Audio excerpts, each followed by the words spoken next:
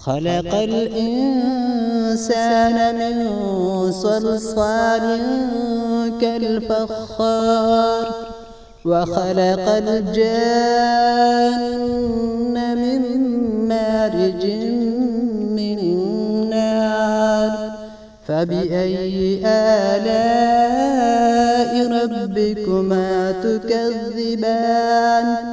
رب المشرقين ورب المغربين فبأي آلاء ربكما تكذبان مرج البحرين يلتقيان بينهما برزخ لا يبغيان فبأي آلاء ربكما تكذبان